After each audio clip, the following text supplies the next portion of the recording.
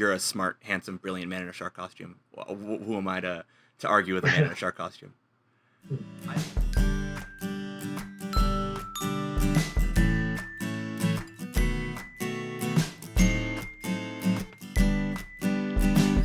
Let's be best friends.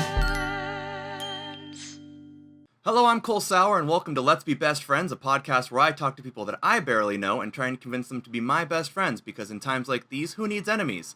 My guest today is a comedian, a musician, and host of Comedy Tonight on Twitch and ISO Late Night on Instagram, Mr. Dan Curtis Thompson. How are you doing today, buddy? I'm feeling jawsome. Jawsome, even. Yeah. Yeah. You don't know Street Sharks. You'll see. I don't know Street Sharks as well. They got catchphrases, bro. Oh, good. Like any good 90s cartoon, we have catchphrases in store. Yeah. So, okay, Yeah. I guess question one for me now is explain that. Where do you get the shark costume? Oh, I was born this way. Oh, yeah, for sure. No, I got it 2 Halloweens ago. So I went to Spain with my girlfriend at the time, and I didn't tell her. We were coming back home from Spain on Halloween, so I didn't tell her, but I hid this in my luggage so that on Halloween I went to the bathroom at the airport, put this on, and then I came back on an 8-hour flight like this. So you bought this costume in Spain. Just to embarrass a woman. This is a European shark costume. This isn't no party city bullshit. This is a European costume. Yeah, no. Sorry, I got in Value Village here, and I. Oh, okay. That's so much better. Yeah. Okay. Cool. No, I'm not a snob. I'm not a. Yeah, you're supporting local business so that you can embarrass a woman in an airport. That's right. My favorite part about that story is that in the overarching plot of it, it's like, yes, you were embarrassing the woman, but then you really were the loser there because you had to sit in this, I'm assuming, quite warm costume for 8 hours. Oh, I'm pretty warm right now. Yeah, I can imagine this. Like, I'm hot, and I'm sitting here. I have nothing on underneath this, like below this t-shirt, and I'm boiling because I had to turn my fan off and close my window. Yeah, I know this is a huge mistake, but I'm committing. The one thing I do know about you is you are always committed to the bit. Yeah, the same way I did on that airplane. I'm committing to the bit. And here's the thing. I told a bunch of people that I was going to do that on Halloween. And they're like, oh, Dan, don't do that. You're going to make security all upset. You don't want to fuck with airport security. I was like, oh, that sounds like a challenge. So, I mean, this is white privilege, honestly. But it's, they saw me and they started laughing. And like, get out of here. I wonder, like you said, it is white privilege for sure, because as a cis-passing white man, you're just like, you can pretty much do whatever in an airport, because I do the same thing. Like, my carry-on luggage is an army bag that's always way too overstuffed. Like, right. Anyone else would get stopped for that, and for them, they're just like, that's a heavy bag. That's weird. Like, he needs it. I wonder where the line between suspicious and funny is for airport security. It's a different color. Oh, man, it's so true. Okay, That's so. Bad joke, but it's real. Also, every time I take a drink, it looks like the shark's drinking, too. It's good that the shark is staying hydrated. Yeah. He's been out of water for too long. Yeah, that's why you're gonna start sweating somewhere in this, and it's gonna look like the shark's just trying to get hydrated, trying to stay hydrated. I was gonna start pouring it over my head. So to start off, Larry King always said that there's 5 key questions you have to answer in every interview, so I like to get them out of the way right at the beginning. It's who, what, where, when, and why. So first, Let's start with who are you, if you'd like to introduce yourself to the people. Sure. I am Dan Curtis Thompson. I'm a Toronto comedian, and I am looking forward to this. So first question. Got a lot going on right now, as you can see. So first question, Dan Curtis Thompson, real name or stage name?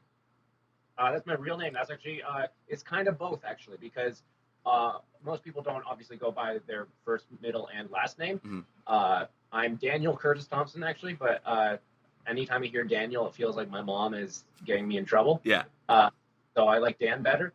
And, also when I was in grade 5, my teacher, I was like, he was like meeting everyone. I was like, I'm Daniel. And he's like, no, you're Dan now. That's a man's name. I was like, okay. And he changed your life forever.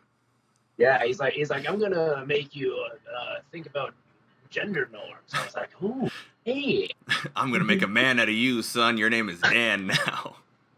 yeah. It is Dan Curtis Thompson, but I went by Dan Thompson for a while when I was just doing like theater stuff and acting, and then a lot of man, this is horrifying. Oh, there we go. This is a big mistake, but I'm committed. Then there's a few times people would like see me and they'd be like, I tried Googling you, but I couldn't find you. I'm like, oh yeah, because Dan Thompson, it's like John Smith, Dan Thompson. Yeah. So I threw the from there, and that's my. So it's both my stage name and my real name. Perfect.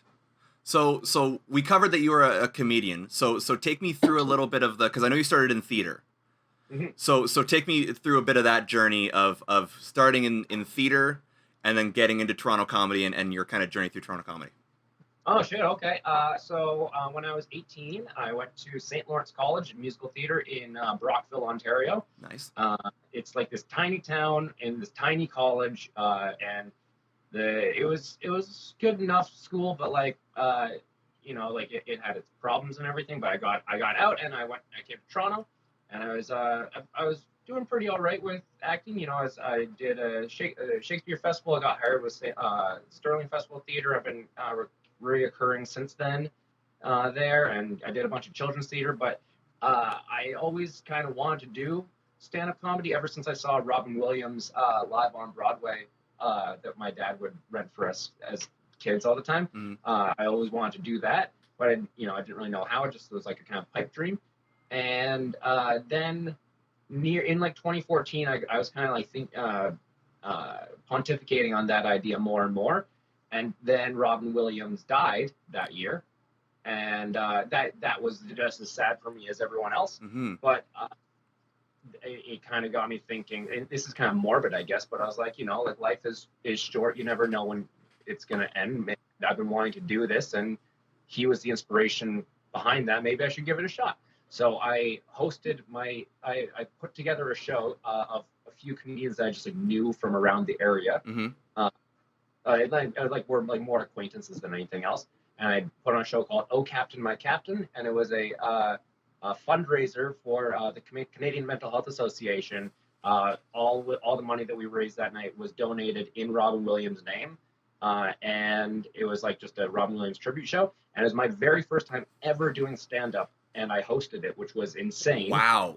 Yeah, but like so many people came to go see it because A, I was new and so I could bring people, and B, because it was Robin Williams, which everyone loved. Mm-hmm. So we packed out the second floor of SoCap, which is a very long room. It was like it fits like 100 plus people, and we like overpacked it, and it was great. We raised I forget how much, like $600 or something that night, and that was the night I met another comedian named Ariel who decided to put me on other shows, and then it just kind of snowballed from there. And I realized that the thing I still like acting, but this is kind of more my thing now because the difference between acting and stand-up, I guess, to me is like with acting, with stand-up, I'm like, if I want to perform tonight, I can find somewhere to perform, whether that's an open mic or ask to be on a show or whatever, or put on my own show or whatever. Versus acting, I'm like, oh, I hope I work this year. Yeah, true. It's exactly that. It's the difference between you have to be booked for acting, where getting booked is kind of like a choice almost in stand-up. Yeah, and I mean, like with acting, I did put on a few of my own self-produced shows and stuff, but like they cost so much money and so much time for like not that much reward, and so, and honestly, sometimes you produce your own comedy shows and you don't really get much reward either, and that's fine because it's not nearly as much money and time you're putting into it to just be let down. It's just like, oh, okay, that didn't work out, on to the next thing. But with like the theater losses I had, I was like, oh, how am I going to pay rent for a bit? Yeah. So it was just I like being more in control of my life, but while also not bankrupting myself. I think that's the exact, like, the scales of being in the arts, right? Is that it's like, I want to do all these things, and I'm like, there's so many passions that you want to pursue, but then it's like, I gotta pay rent. Like, yeah, well, yeah, exactly. I gotta not be on the streets. Yeah, it's unfortunately a reality that you have to live with as an artist, but then you kind of have to I don't know. It took me a long time, like almost 10 years, to kind of figure out where I want my artistic life to go. And even if you decide to kind of you're doing this life for so long, you're like, oh, this is it. I'm going to be on Broadway, whatever your goal is. Mm-hmm. If you're going that, but then you kind of divert to this one, it doesn't mean that you can't ever kind of like jump into the other pools. Just like, you know, we are limitless, is what I'm trying to say, Cole. We are limitless, man. We are infinite. So you said so you always want to do stand up. You said that the Robin Williams stuff was very influential in getting you to kind of get started. I just need someone to do something. When did you decide that arts was your path? Like so you started with acting. When did you sit there and go like, hey, I wanna act, I wanna do stand up, like I wanna get into arts and really take a crack at it? I mean, that's an interesting question. I don't know if I can't really think of a definitive moment because I'm just an old man who's forgetting his memories now. But I mean, it was probably a variety of different. You know what? It might have been. It was also in grade 5 with that teacher who told me that my name's Dan now. Your name's Dan now, son.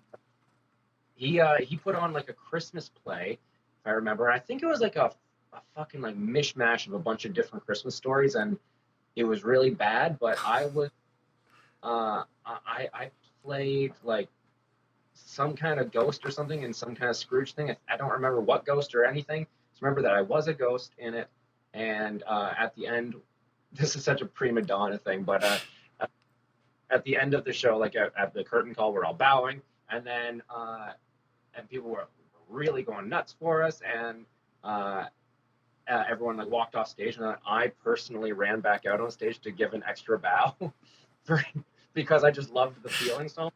Oh man. And I don't know, if we're gonna be real, I experienced like a lot of bullying in school. So like I was never really like liked by the other kids, as well as I never really did too well in like academics because I had like ADHD and like I was dyslexic, and I just the school system didn't really know how to handle kids like me back in the 90s. Mm-hmm. So all of that together led to this one moment where I felt like seen or recognized for and maybe good at something that for the first time in my life. So I think that's what inspired the running back out onto stage. But I think that was the moment maybe that that got the ball rolling, and oh, maybe I'm good at this. Mm-hmm. So it was very much like there was like a not only did you get, I guess, the bite that I feel like a lot of performers get that first time they hear a big crowd reaction where they're like, oh, this is amazing. I want this all the time. Yeah. It's like there's a My Chemical I'm a huge emo kid too. There's a My Chemical Romance song lyric that said it was the roar of the crowd that gave me heartache to sing. Oh so yeah. Like, that's it. So not only is it that, but it's also you found a bit of like a comfort kind of in that you found something that you were good at that you can kind of hold on to. Yeah. It was, and I think before that I hadn't really found anything that I was really good at. Mm-hmm. So I was just kind of the awkward kid that no one liked, wasn't good at sports, wasn't good in school, thought that I was like a stupid kid because they put me in like special ed class because they're like, oh, you have trouble reading. I guess you're a retard. Like, oh no. Yeah. And I know we couldn't say that word, but I'm paraphrasing what the teachers would actually say. Yeah. Well, it was the 90s, right? That's how it was in the 90s. Like, it's funny because you and I have kind of similar school experiences, it seems like.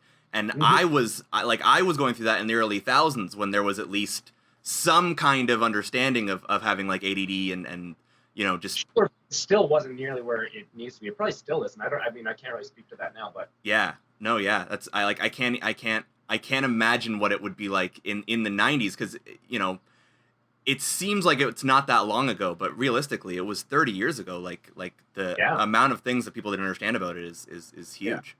Yeah. Now, admittedly, it's like the late 90s for me, but Yeah. still, Yeah. Yeah. It was, So, sorry. where, when, what? So, last question. So, I have why do you do the things that you do? So, I guess, Because arts, it's a very vague question, but arts can be such my a grandma ask all the time. arts can be such a struggle, right? As we went through, like with the financial and even just emotional, like you go to do a show and no one shows up or nobody laughs, like it can be really hard. What keeps you going after all these years? Because you said you've been doing this, all these arts things for at least 10-ish years, right? Yeah. So what keeps it going? That's a good question. I kind of gave myself a bit of a timeline. You know what? Actually, that's not even true. I did at first, but then I gave myself like a 10-year timeline. And if I don't make it by then that was quotes, by the way. Yeah. I don't know. You can see little flippers. I gave myself a timeline. I gave myself a 10-year timeline to make it or whatever, and then I kind of abandoned that right away, and I decided I wanted to take away any idea of a safety net, because at first I was like, okay, well, if I don't make it in 10 years, then I'll get a job doing this, or I'll go back to school for that or whatever. Mm-hmm. But then I decided to take that away because I was like, no, if I have a safety net, I know I can fall into that. Mm-hmm. I'm going to take that possibility away, saying, no, I'm going to do this. And I don't have a choice. Mm-hmm. It's scary walking the tightrope, but knowing that if I fall, it's over, is a motivation to keep balance. Mm-hmm. And also, that being said, I think that there's like this stigma about people in the arts or probably anything really, when you're good at something, knowing that you're good at something. Mm-hmm. People are like, oh, you can't know that you're good at something. That's conceited or whatever. I'm like, I call bullshit on that a little bit. Mm-hmm. I think you got to know that you're good at what you do, and you got to know that that if you don't believe in yourself to be able to do this, then no one else is going to. Mm-hmm. So that's ultimately the thing that keeps me going. I know that I'm funny. I know that sometimes I really fuck up on stage and I bomb, but if that happens, that doesn't really hurt me too much because that's a passing moment versus what I know to be true deep down. So you've kind of grown that confidence then from being on stage and from doing this to the point where you have that confidence of I know I'm funny, I know I can put out a good show. So if people boo, if people heckle, if I bomb, it doesn't matter because tomorrow's the next day. I mean, I don't want to say it as if if I have a really terrible set, it doesn't make me bummed out or anything that night. But I'm pretty good now, and it's not just confidence I got on stage. This is from therapy and just life. But I've figured out that if something goes wrong in that regard, like if I bomb or if I or even outside of stage stuff, if I say something to someone that I'm like, oh, I wish that was stupid, or whatever it is, I allow myself a moment to feel sad about that, but then I move on. Mm-hmm. Instead of just being like, no, keep your head up. I think that I've done that before, and it does a disservice to myself. It versus this. I'm boiling. It's cool. I can see it starting to form. I was wondering how long the head would last. I think that does a disservice to me. So I just I focus on letting myself feel that feeling, and then going back to what I know to be true. Mm-hmm. And I've been entertaining audiences for now 13 years. So wow. Not always in stand-up comedy, obviously. I've only been doing that for about 6 years, but I know that if one, the same way if in theater, if you have a small crowd that's not really that receptive, you're kind of oh, that sucks, but hey, we'll get them next time. Mm-hmm. I try to kind of get that mentality in with myself, and it's harder when it's a solo act, right? Because you don't have the other guys. But hey, don't worry about it. That was them. We got this. Mm-hmm. You kind of have that dialogue with yourself. I was a long form for that. No, that's awesome. So you kind of have become your own cheerleader and therapist in that way, where you can kind of get yourself off the ground. Yeah, I'm a one-man damn band. Damn, a one-man damn band. I love it. Okay, so we're gonna get into the thing that you chose to do to help us solidify our newfound best friendship.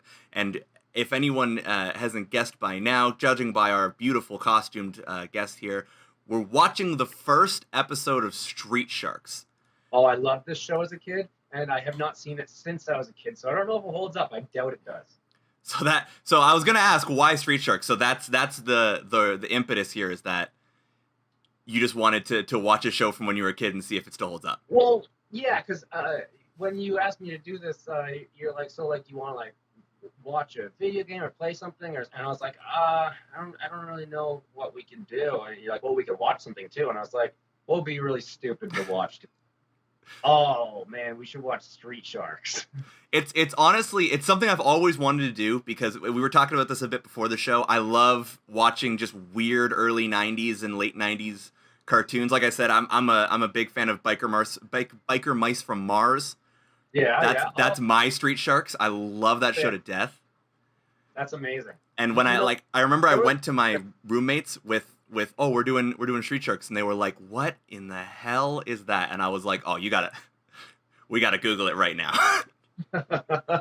Yeah, man. I think that like people who did like cartoons and stuff in the 90s, they were on some serious drugs. Oh yeah, I think a part of it is just, I don't know if you've watched The Toys That Made Us. I don't know if you've seen that on Netflix. Yeah. But the Teenage Mutant Ninja Turtles episode I thought was fascinating, because so much of it is just people going like, yeah, we had no clue what to do. Like, fuck it, Teenage Mutant Ninja Turtles. Like, that's amazing. No, I've actually never seen that episode, so I would like that. Excellent. But do you remember back in like public school when on like Valentine's Day you had to like, I don't know if this is like a 90s thing or not, but you'd like go around with like Valentine's Day cards. Yeah, like the little shitty cards with the stickers that kept them. Yeah.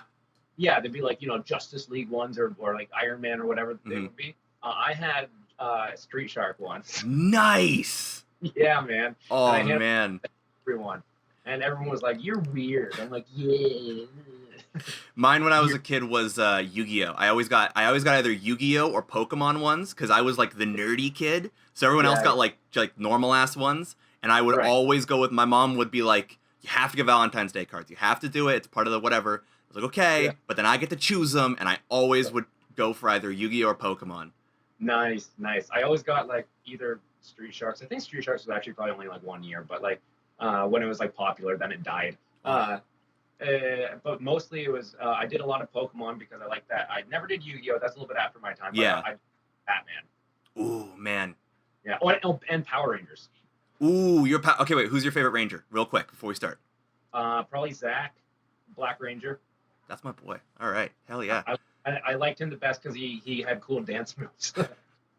I'm a basic kid. I'm Red Ranger till I die. Any Power Rangers I've ever seen in my life, I'm Red Ranger till I die. Oh yeah. Always. Like, what was your Power Rangers though? Because I'm talking OG. That was mine. Mine was OG, because I was young, but I had an older brother, and I hung out with a lot of the older kids. So I would watch some of the older shows. So I was like OG Power Rangers, OG Pokemon, like that was. So I got all the cool 90s kids opinion, even though I'm a little younger. Sick. Yeah. I was always for Power Rangers, always Team Zach, Team Black Ranger, and also because I love mammoths. Oh yeah, because he was what was he? He was Woolly Mammoth, right? Mastodon. Yeah. Oh man, so good. Okay, so I'm ready to start. If you're ready to start. Yeah, man. I'm good. Let's get it going. We got it going, and beautiful. Street Sharks. This is the greatest television show ever made. I know. It's even got a beautiful, like, cheesy 90s intro. That's the thing. They always had great theme songs. They always had great theme songs. If you watched any 90s show, you always got a good theme song out of it. Oh yeah. And they got you gotta have the vehicle so you can sell the toys. Oh yeah, there's a lot of toys with these guys. It's funny because you can literally pinpoint out. It's like, oh, that's so they can sell a toy. That's so they can sell a toy. And I love that about 90s cartoons. Yeah. Brought to you by Hasbro. Yeah, literally. They're just eating stuff. Oh, this is so good. Okay, this is perfect. So, while we're watching our first episode, let me get into the conversations here. Let me get into the topics here. So, as everyone out there knows who's been watching the show, we do all of our questions based off of common conversation starters that we find online. We also take questions from social media. So if you like the show and you want to submit a question, you can either do it in the comments section down below, or you can tweet me or Instagram on any social media. I'm at OldKingCake. Our first question is, what was the last funny video you saw? And I ask this because as a comedian, I trust your judgment in comedy implicitly. What was the last video you saw that really made you laugh? Ooh, oh, that's a good question, because I kind of have that comedian thing where when I watch videos by myself, I'll be like, Yeah, a lot. I've noticed that when you watch like even if you just watch stand-up with other comedians, they're always kind of like, huh. Yeah. Like there's not that nice big laugh, so it always interests me to see what because I find comedians laugh at the weirdest and stupidest shit. Yeah. Oh, fuck, that's a really good question, because a lot of the stuff that I actually watch on my own is just like stuff about like science and space and stuff like that. I'm a huge nerd for that shit. So the last thing that really made me laugh, I get a good kick out of there's a YouTube series called Pitch Meetings. Okay. I don't know if you've seen this or not, but it's on Screen Rant, I think, maybe. But they have like over 150 different videos, and there's one guy who does like basically he goes through all the he pitches a movie that's already been made, like Jurassic Park, and he plays the guy who's pitching it as well as the guy who's like the executive he's pitching to. Okay. And they break down everything that happens in the movie, including all like the crazy plot holes and stuff like that. And they're like, oh, whoops. And those make me laugh quite a lot. I love so like they would do Space Jam and they would be like, so we're doing a basketball movie. Michael Jordan's in it, and the Looney Tunes if they fight aliens. Yeah, and then like switch to him as the executive, being like, oh wow. Like, he plays it so stupidly optimistic on both sides, and I think that's very fun. Oh, so it's just like it's almost like a double straight man thing of them just completely pitching this movie straight. It's almost like a double wild card. Okay. Yeah, they're both like kind of crazy characters that pitching and receiving, and oh shit. There's a crayfish that's huge. Why is that? Okay. Anyway, I gotta mention, I don't know if I already did or not, but I have not seen this since I was a kid, so it's already insane. My favorite part is that I love the animation of "Let me out of here." His arms like this. Let me out of here. You know when you really feel threatened, and you have to point. You have to point, and you have to point like you're like pointing up and down at them. Oh damn! Homie just got spiked. You know that guy's a bad guy because he has an eye patch. Because he's got an eye patch and an accent. This is the 90s. He's bald. Yeah. He's checking off all the lists. He's got an eye thing. It's always either a patch or a scar. He's got a European accent. He's bald. He's got the black coat. He's evil head to toe. He found his little Digimon watch. Mutants. I'm already watching this, and I'm like, if little 6-year-old Cole was watching this, he would go ham for the toys on this. Yeah, man, so good. Okay, so yeah, that would be my answer for that. Oh, that sounds amazing. I will look it up afterwards. You got it, and you can pretty much search up any movie you can think of, and he's done a pitch movie for it. Mm-hmm. I love shows like that. I love anything. I'm a big movie dork, so I love watching videos like the thoughts from the screenplay. I don't know if you watched that one at all, or was it Message from the Screenplay, something like that? Okay. Where they just take a screenplay and they break it down. So they take like The Matrix and they break down all the themes and and they'll usually focus on one thing. So it'll be like gender exploration in The Matrix. Break it down. Oh, Cool. Lessons from the Screenplay. Yeah. That's what it's called. Really, really, really good. Oh man, I gotta check that out because I love a lot of like channels that break down movies and stuff. Like Phil Mento's a really good one, and yeah, I watch a lot of that shit. But yeah, pitch meetings he stays up to date too. So like Sonic movie that just came out, he's did one. So like if a movie just comes out, he'll pretty much do a pitch meeting on it the next day. I love that. Yeah.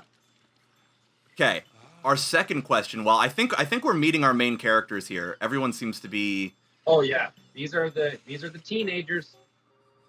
I love that he's just got this crazy contraption to get him eggs and toast. That was a big thing. Do you remember like a lot of movies was like Pee-wee's Herman would have like openings like that where it's just like be just all this stuff you don't need to do the most simple things. People loved that back in the 90s. These big contraptions for making eggs specifically. Yeah, it was like that's what I always remember. It was always making breakfast because Wallace and Gromit was like that. Like all the British cartoons and stuff all had the what are they called? Oh man, Rube Goldberg machines were huge. Yeah. And I love that it's always breakfast. I don't know if you watch. They have YouTube channels now where people just make these crazy contraptions, these Rube Goldberg machines. Really? Oh my god. Cool. There's one, I don't remember what it's called, but there's one really good one. I'll link it to you after we do this. It's so cool. Where the most recent one is he was sitting across the table from someone, trying to get them to pass the salt. And it's like a 15-minute video of getting the salt from one end of the table to the other. Oh man, I love that. So good. That sounds fun. Our second question, this one's from thoughtcatalog.com. And it's, if you could physically fight any historical figure, who would it be and why? Oh. If I could physically fight any... You have to have a one-on-one UFC fight with any individual from history. Who is it and why? And you can't say Hitler. I feel like Hitler's the easy one. We can't say Hitler. No, I don't want to fight Hitler. He's got enough going on. He's got enough time travelers coming back to beat his ass. Yeah. You know what? I always thought was interesting. People always say they want to go back in time and kill baby Hitler. Mm-hmm. Like, why don't you go back in time and raise him right? That's an interesting take on it. So you're very much on the nurture end of the nature versus nurture argument. Yeah. Why are you wanting to kill a baby? You're a monster.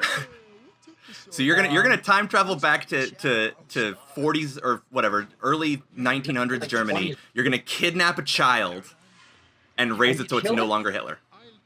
Oh yeah, I'd do that. I love that. You're gonna adopt baby Hitler. Do you then bring him back to the future with you, or do you raise him in 1920s? What's that, sorry? Are you gonna bring baby Hitler back to the future with you, or are you gonna raise him in the 1920s?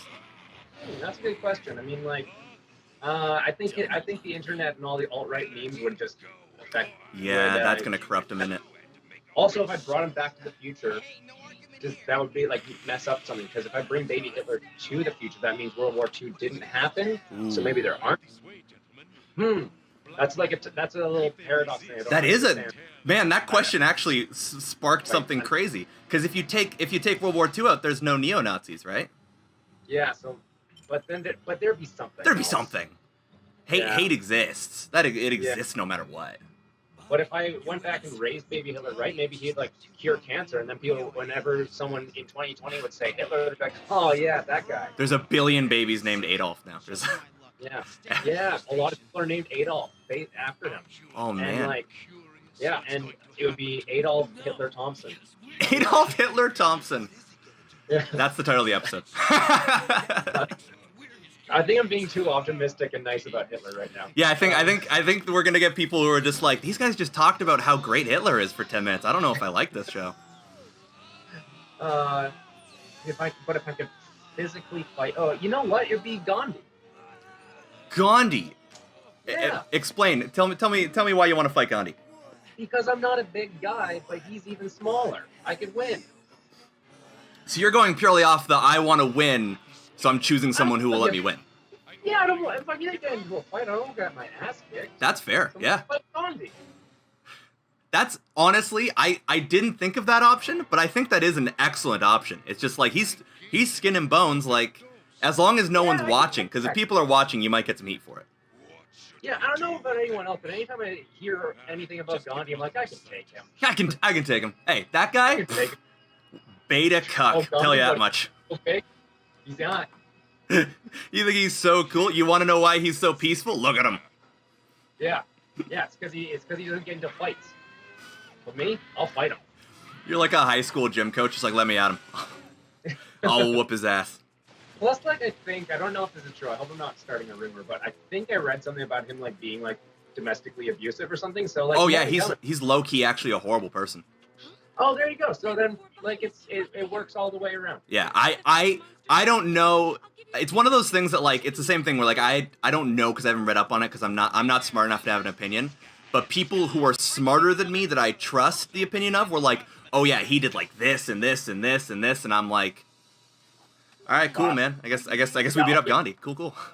Yeah, I'll need to read up on that. But yeah, I think I've heard those rumors before too. So, like, if that's true, then I would love to get into a fight with a domestic abuser who I could win in the fight. Yeah, then you get the ultimate brownie points. Yeah, if I can't win the fight, then I'll always be like, you shouldn't do that. Hey, I tried. I'm making a difference. Yeah. Okay, I love the answer of Gandhi. This is actually one I found that I really like. This is off just a random blog I found. What's your go-to conversation starter? We're doing all these conversation starters. What's your go-to conversation starter? Oh, I don't know if I have a go-to conversation. Probably. Do you like Street Sharks? Do you like street? Hey, baby, you like street sharks? By the way. Oh, this is our first transformation. Yeah. Oh, look at that. Check out your Al's, poor Al, man. I love that. That's their hot take. Check out your face. Man, this is where the whole budget went. Oh yeah. Bankrupt the entire show. My favorite part is when I was Googling street sharks on the internet. It was like, I just Googled street sharks, and the first thing that came in Google was like, what kind of sharks are the street sharks? And I was like, who is doing this much research? Oh, that's a whale shark. The Okay. orange one is a whale shark. Dark blue is a great white. The one with the stripes is tiger shark, and the brown one is a hammerhead. You just know off the top of your head. Yeah. Truly a street sharks official. I'm talking to the right person about street sharks. I understand. I also just like, as I was saying, I watch a lot of stuff about science and like the oceans and stuff. So I love sharks too. So that's just what. What a transition. He just eats the audience. So good. I don't really know if I have like a good go-to conversation starter. I mean, like I think I'm pretty good at asking a lot of questions about other people. Like, it seems like you're really good at that too. Obviously, you're interviewing me, but I think I kind of have good interview skills too, in a sense. So I think my conversation starter is just trying to ask questions. I think everyone loves to talk about themselves. Mm-hmm. So I think my go-to conversation starter is asking about people. Do you think asking about things like that? Do you think that comes from hosting shows and being a host, so you learn to kind of like work with a crowd and talk to people, or do you think it's the other way around, that you're talking to people helps you as a host? I think it could be a little bit of both. I mean, I think that like anything, it's a skill that like the more you do it, the better you get at it. Mm-hmm. And I've had like a few podcasts and stuff, so I have been practicing and trying to hone that skill. But at the same time, like I think that maybe it comes down to like a part of me where like, you know, I always wanted to like fit in with people, and you know, like I've just a desperate need to try and make people like me. So like I think I've I know that people like to talk about themselves because I read up on that. I was like, what Right. do people like? How do you get to know people and stuff? I'm like, how should you be on a first date? Like I've read a lot of like articles and stuff when I was younger Mm-hmm. about that stuff. So like I guess that it's like both learned and practiced and deep-seated insecurity. I was about to say, when you said the that everyone likes talking about themselves, I think that's like the introvert special in terms of learning to talk to people.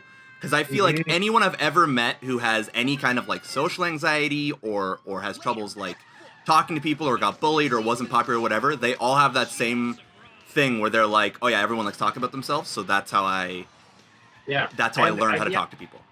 And I guess like maybe if there, oh man, this is kind of like therapy. Maybe I'm like having a breakthrough right now, but like maybe if there is like some part of me where I'm like worried that like they won't like me, it's kind of like a good way to get the spotlight off of me. Ooh, okay. Yeah. So I don't know if that's necessarily true or not, but or how much there is to that, at least now in my life. But like, I think there's something there for sure. And also because like I'm on stage all the time, like I'm kind of. Everyone always talks about how like comedians love to be the center of attention, but I actually don't really like to be when I'm not the center of attention. You know, Yeah. like I have my time in the actual spotlight. I don't always need to have it when I'm just in a conversation. I think that's interesting because like a lot, and actually I've talked about this before on the podcast that all performers are inherently egotistical, because I think that's true, because I'll just talking to myself. I'm a huge narcissist. I stare at myself every day, essentially, doing these like podcasts and streaming and all the stuff that I do. So like there's definitely, I think, an egotism to performing, but I find it interesting when people are like you are, where you have that time in the spotlight and you recognize that like this is my time to shine. I do my performance, I make people laugh, so on and so forth. But then when you're not on stage, you're like, I want to talk to people. Like I don't want to be the person talked about. I find that really interesting.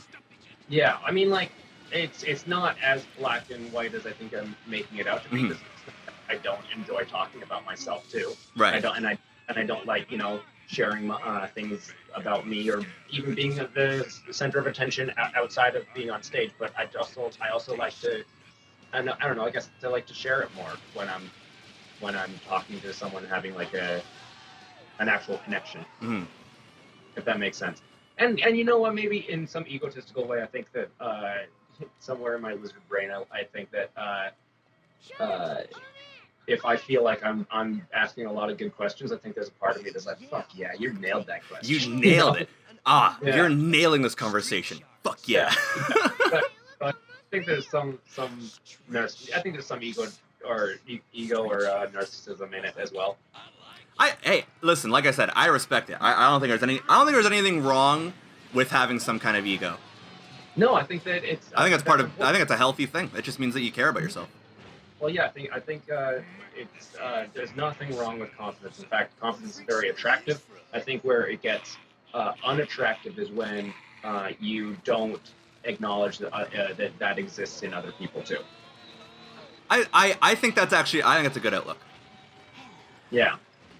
I think we're getting near the end of this episode, so I'm gonna. Yeah, we are. I'm gonna. Side note. Again, we're talking about toys. That helicopter. Oh yeah, and they're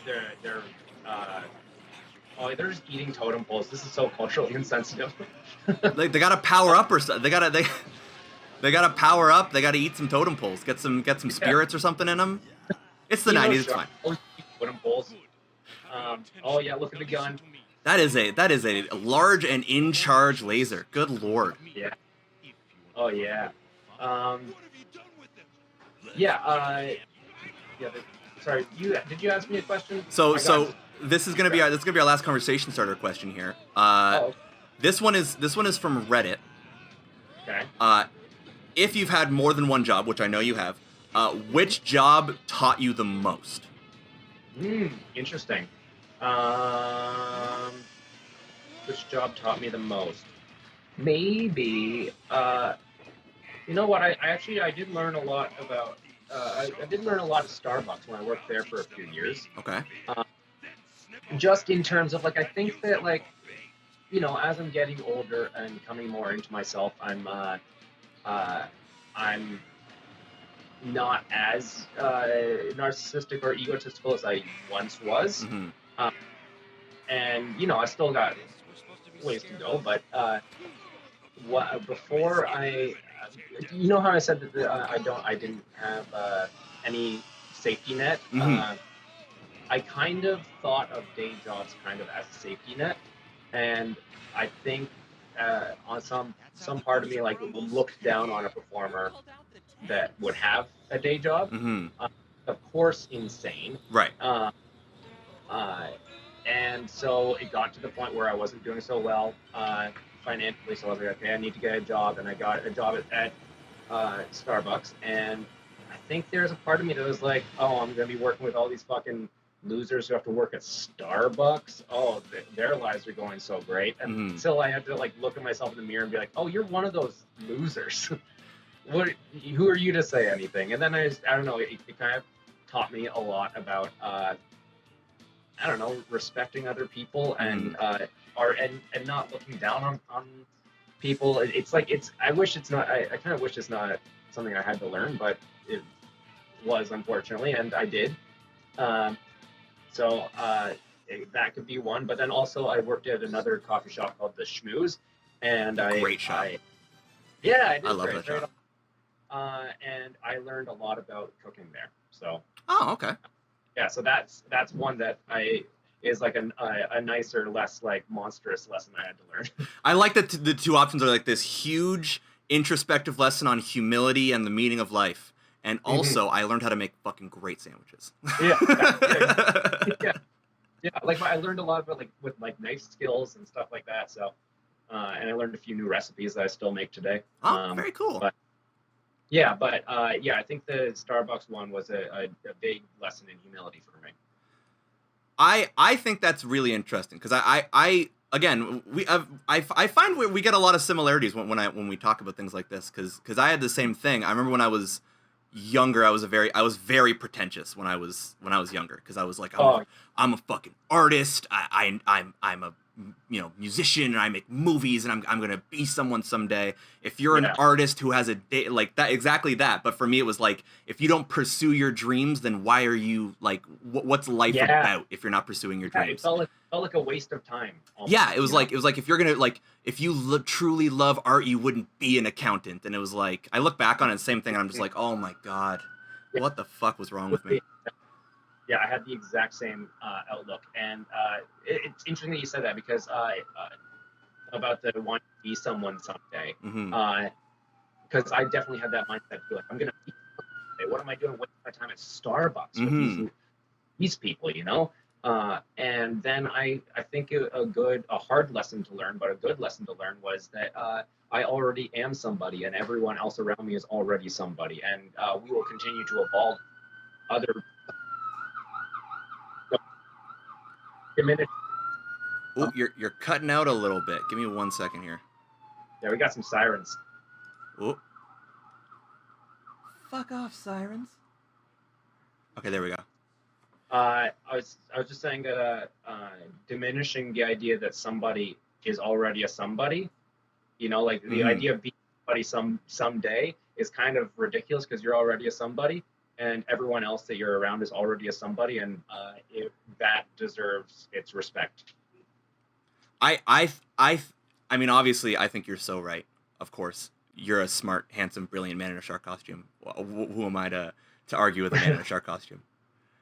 I think that's a great outlook. So, we finished our episode. It's crazy to me that the first episode of that show ends on our heroes surrounded by tanks and fighter jets. Yeah, it's a cliffhanger. That's a crazy. Imagine being 7 and being like, I'm sure they just eat the tanks or whatever because they seem to be indestructible. Yeah, I don't know if you noticed it at all, but one way they get around is by diving into the streets and then like swimming through them with their fins. I did notice that. That's insane. That's a lot of repair that city. They're not helping the city. These are not good guys so far. I don't know in what season our heroes become heroes, but so far they're just kind of kids that got fucked up by science. Yeah, they're kids that got fucked up by science and then fuck up a city and like make a lot of construction workers have to redo streets every day and cost the city millions of dollars. Creating jobs, fueling the economy. True. That's true. They are heroes. So every kid wants their cartoon hero to be someone that fuels the economy. Yeah, exactly. That's what. Hey, everyone was pissed that Man of Steel blew up a whole bunch of buildings, but they don't think about all those construction workers that make money off that. So, who's the real hero here? So we talked about at the beginning of the show. You're the host of Comedy TO. Is it TO Night or is it Comedy Tonight? Comedy Tonight. I just capitalized the T and the O to make it Toronto. I figured. So you host Comedy Tonight on Twitch, Yes. which is twitch.tv/Comedy Bar Toronto. I think I have that right. And ISO Late Night on Instagram. And I want to touch more on ISO Late Night because that's the newer show that you have going with Courtney Gilmore. That's right. Yes. So talk to me a little bit about how this got started, what you're doing with ISO Late Night, and kind of where we're going with ISO Late Night. Oh man, this is actually kind of a crazy story. Okay. So when we came up with the idea, obviously when like COVID started, but we kind of came up with the idea before anything had like shut down. We just knew it was coming, and we were like, okay, well how are we gonna keep doing comedy and stuff? So we're like, well, why don't we do our own like late night show called ISO, and Courtney came with the name ISO Late Night, and we loved that, and we just thought, what if we had an hour-long show? We started out with doing it twice a week, but that was just a bit too much work, so now we're down to once a week. Because like we want to enjoy our 3-month mandatory vacation. Yeah, of course. So it started out where we're like, how can we do as many dumb things as possible in 1 hour and see if people like it? And our writing process for the show is like, we'll be like, what's like a really stupid idea that probably won't work? Let's do that. I love that. Yeah. So like we had like a game called like Is This Knife Real? Where where I had to I took a bunch of tinfoil and wrapped it around a butter knife to make it look like a sharp knife. And I showed it to the camera, like, is this knife real? Because if you say that it's not real, I'm going to stab Courtney with it. Oh my God. And the audience was like, no, it's not a real knife. So then I like stabbed her with it. I was like, you guys, it's a butter knife. It's a real knife. It's a real knife. Lose. Got you. Yeah. You lose, and more importantly, Courtney loses. So I pitched that idea to her. She's like, oh, fuck. So you want to stab me? I was like, yeah. She's like, all right. Anything for content, brother.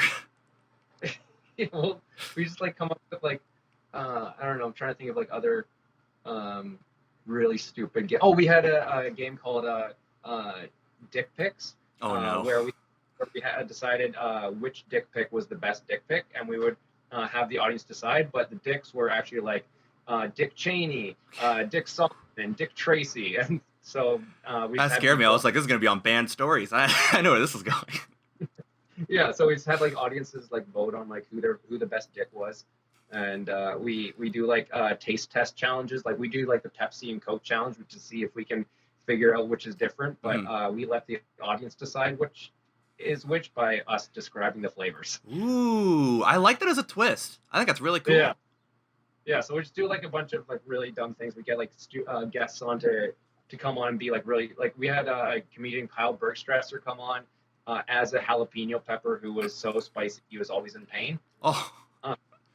And that was the whole bit. Like, and we'll like toss bits because like we came up with that idea and we like tossed it to Kyle. We're like, we feel like you'd be good for this. You want to come on? He's like, what do I do? I'm like, whatever you want. Yeah. It doesn't matter. Like, here's the premise. Roll with it.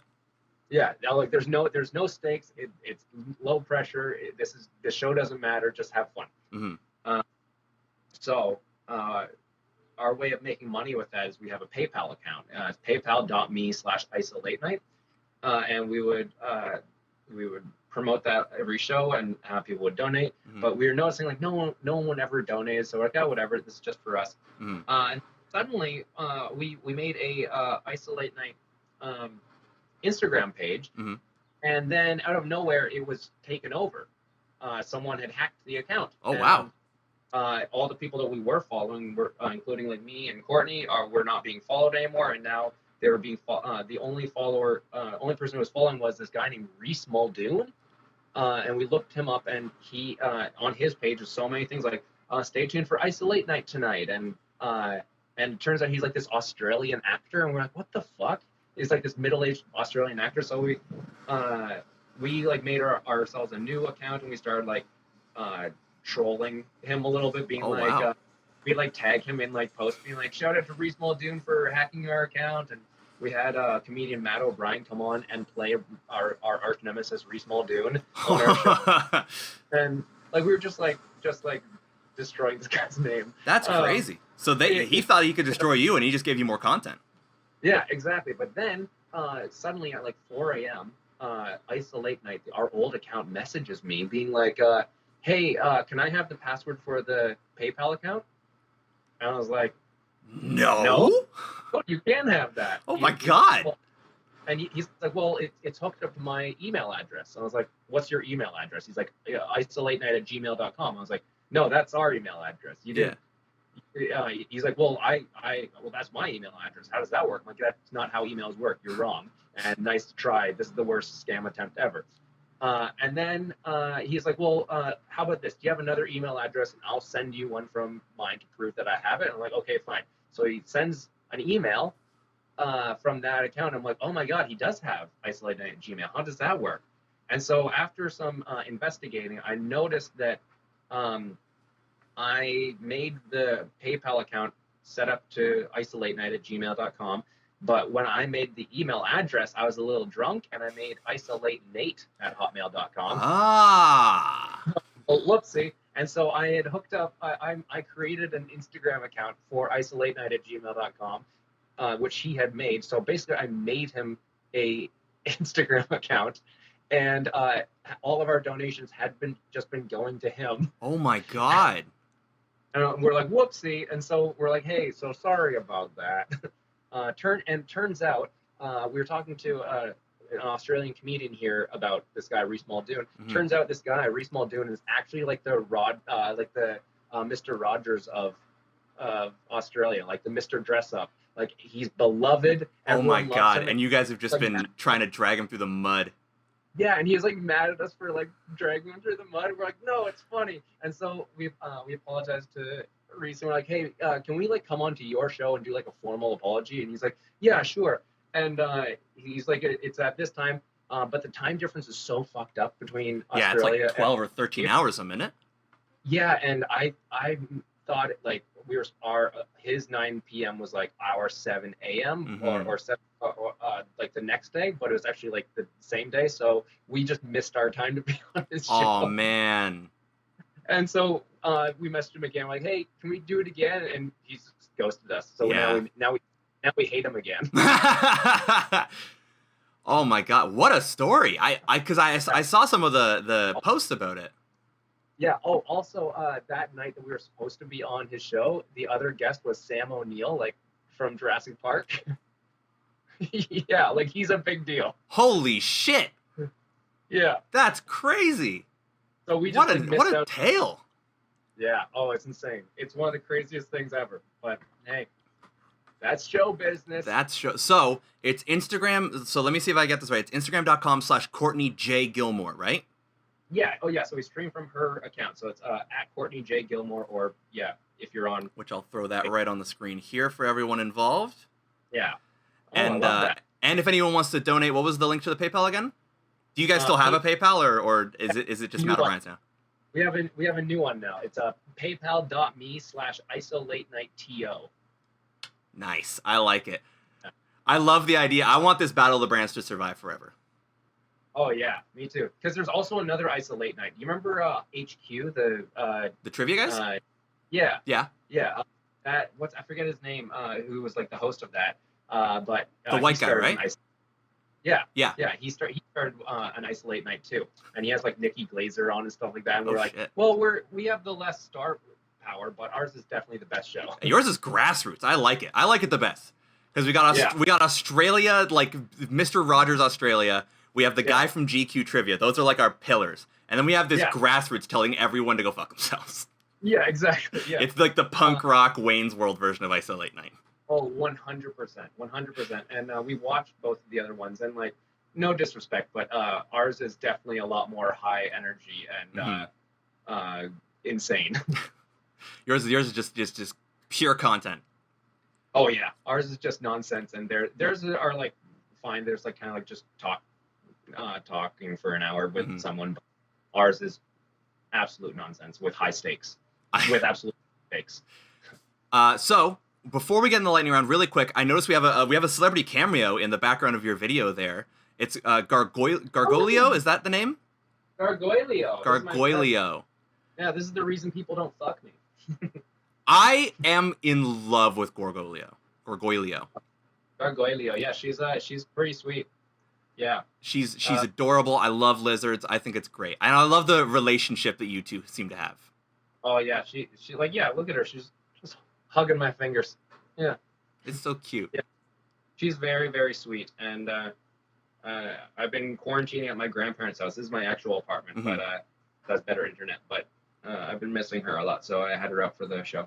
Aw, I'm so Yeah. glad that we got to get a cameo from Gorgoglio. Yeah. Everyone liked the video for Gorgoglio. The rest of the conversation doesn't matter. Yeah. That's right. Just for our beautiful lizard friend. We have one question from social media. I know you're a Okay. big music guy. Angst for the Memories is the name of your comedy punk band. That's right. Yes. Do you label it as a comedy band? Yeah, we do comedy pop punk. Yeah, Comedy pop punk band. Angst for the Memories. You can see that on Facebook, I believe, right? that's right. Yeah, and on Instagram. Yeah. Okay, perfect. If you could go back in time and attend a music concert or event, what would it be? That's our question from social media. Oh, good question. It probably would have been the Black Parade. My Chemical Romance is the Black Parade tour. Amazing. A bunch of my friends back in 2006. So I was like, I don't know, grade 10, 11, grade 11. Yeah. They got tickets to go see it, and I wasn't allowed to because it was they're expensive tickets, and like I couldn't. It wasn't that I wasn't allowed. Just my parents were like, no, we can't afford to help you do that, and I didn't have a job. I had just stopped having a job because my grades were really bad, so I needed to like focus on school more. So I couldn't afford it myself, and so all my friends went, and they said it was amazing, and I was really jealous. That's so sad. I'm in the same boat where I didn't go. I actually didn't go to my first concert until I think I was 20. I think 20 or 21 was my first concert. Oh yeah. Yeah, we didn't have like the most money for doing stuff like that when I was a kid. Like we weren't. I wouldn't say like poor per se, but we didn't. Vacation concerts wasn't really the thing we did. Right. Right. Black Parade would. So did you get tickets to the reunion tour at all before it got canceled? Yeah. I'm actually going with your other guest, Al Val. Really? Yeah. Oh man, that is a guyliner super group that I am upset that I'm gonna miss. Yeah, I think that I have a feeling that it's probably going to get canceled or moved back to a different date, September 14th, I think. So we'll see. I hope not, because I did want to go. I couldn't get tickets, but at the very least, I just want everyone else to go. Like I want to see everyone in Toronto become an emo for a day again. You know what I mean? Everyone relive their 16-year-old emo phase.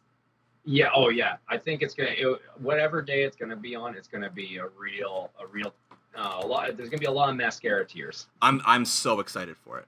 So we've come. We're near the end of the show. We've watched our episode of Street Sharks. We've seen your pet, which is required. We've talked about a lot of different things today. So we're getting into our last segment, which is the lightning round. So the way this works for our lovely guest and for anyone at home who might not know, this is the lightning round. I'm going to put 1 minute on the clock. Dan Curtis Thompson, I'm going to ask you as many this or that questions as we can get through in that time. We're gonna this or that. So it'll be things like hot or cold, tea or coffee, things like that. And I just, whatever's on the top of your head, shoot them out, and we're going to compare our scores and see where we're at in terms of becoming best friends. Big fan. So if you're ready for that, I'm ready to go. Yeah. Let me get a pen. Let me get a piece of paper. This is nothing important, just government shit. What was that? Are you writing the questions as you go? I'm writing the answers so I don't forget them. Oh, okay. I'm writing down your answers so I don't forget them. Okay. In 3, 2, 1. Cookies or cake? Cookies. Cats or dogs? Cats. Computer games or console games? Console games. Pop music or rock music? Rock music. Stuffed animals or dolls? Stuffed animals. Pancakes or waffles? Waffles. My fucking dog. Hot chocolate or coffee? Coffee. Morning or evening? Evening. Text message or call? Call. Libraries or museums? Museums. French or Spanish? French. Summer or winter? Summer. Theater or cinema? Oh, okay, so movies or plays. Movie or plays. Love or money? Love. Aw. Books or movies? Books. Tea or coffee? Coffee. That's a hard one for me. Ooh, and there we go. That's our time. I'm going to tabulate our answers. If anyone's interested, the list of questions we use for this show is lifehacks.io/this or that questions. So if anyone wants to check the questions out, don't spoil yourself, but in case you want to yoink every idea I've ever had, there you go. So I'm going to tabulate the answers real quick. While I do that, I want you to tell me what is your favorite joke you've ever told.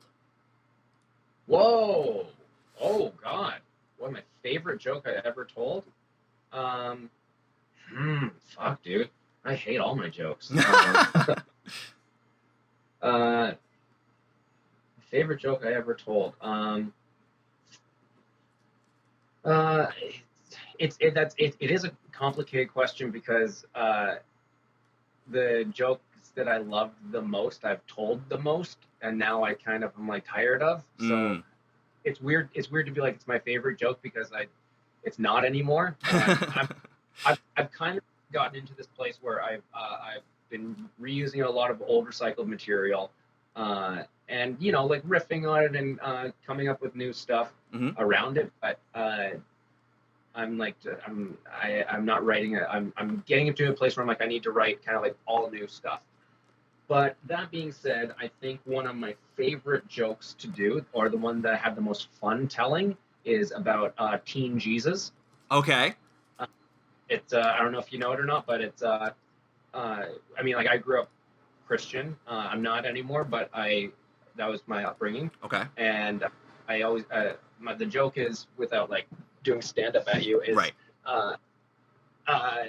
That like we all know about like baby Jesus and Christmas. We know about like how he dies as an adult. Well, there's like a whole section of his life, teen Jesus, that's just been left out. And I just kind of go into how I bet he'd be an angsty kid, like what the Bible passages would have been. Like one of them, the one I had the most fun doing, it's such a stupid, silly joke, is I say, like I can imagine the Bible passages being like, and then Jesus said unto them, "Welcome to my life. Life is a nightmare." I love that as an idea. So I have fun with that one the most. Our results are in from the lightning round. 12 out of 16 answers we have come together on, which is a 75%. Which, dude, to me, I think that's pretty high. I'd consider us best friends at this point. I don't know about you. Did we become best friends? I think did we just become best friends? I think we became best friends. So thank you so much, Dan Curtis Thompson, for being here on the show. I really appreciate it. What are you doing out there? What do you want to plug? Any social medias, any projects you're working on? You can follow me on at DCT Comedy on Instagram and Twitter. Same thing. And yeah, I guess just stay tuned for Isolate Night on Sunday nights at 7 p.m. And keep your eyes peeled, ears peeled, whatever. Keep your ears peeled. Perfect. For Comedy Tonight on Comedy Bar Twitch live. Amazing. Thank you also to all of our best friends listening out there at home. Remember, if you'd like to get a question on the podcast, you can either comment right below, and we read every comment. If you're doing that, make sure also you give a chance to subscribe, like, and share, because it does help us out, even though it is a little bit cliche. Also, you can tweet or Instagram message me at OldKingCake if you have any questions you'd like to get on the show. As you saw earlier, we do read questions that fans send in, and we love getting them. I'd also like to give a special shout out to Isabel Wing for the intro song for our podcast and Seth Feldman for the outro song of our podcast. Thank you all for listening to the podcast. That's all the time we have for today. And remember, your mom was your best friend at one point, so give her a call. See you next week.